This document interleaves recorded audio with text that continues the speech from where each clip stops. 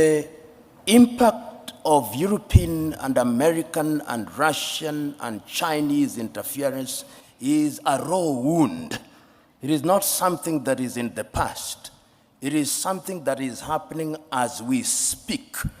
And therefore, when we speak to it, we are speaking to it to warn ourselves of the reality. When we speak about the Danidas and the NGOs, these are bodies whose raison d'etre is to ensure that we remain in a perpetual state of begging. That is what we are doing to warn ourselves. And we are not for 1 minute saying that we will shut ourselves out from the rest of the world.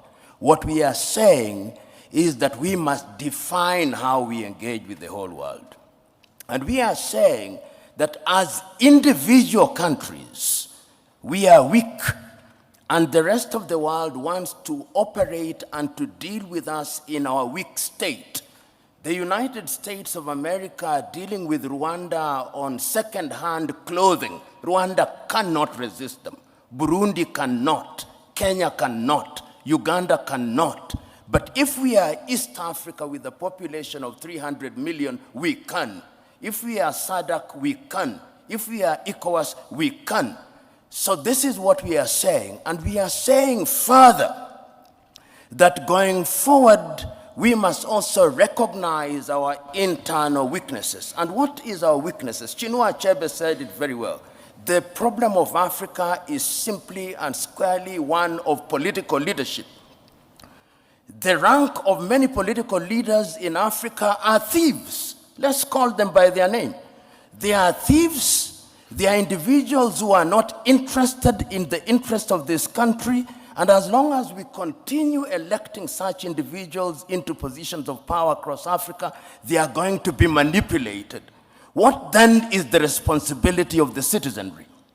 The responsibility of the citizenry is to make demands. The chairman here, I hope he has received the several letters that I have written to him. I've written several letters to his organization, talking about the role of the African Union in peacemaking. I wrote to the chairman only last week about the situation in Sudan, saying we must solve our own problems. And I want to see a crusading African Union, so that it's not the Americans and the Saudi Arabians who are summoning them to Jeddah. It should be in Addis Ababa. In a nutshell, Joe, what I'm saying is that we have a responsibility to ourselves, both at the leadership level and at levels of the civic society.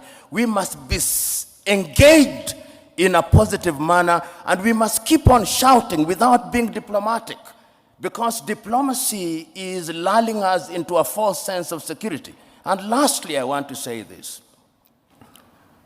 When foreign powers come, we must always be reminded of these goodies that they bring to us. It used to be said of the Trojan War that even when the Greeks bear a gift, they do not mean well.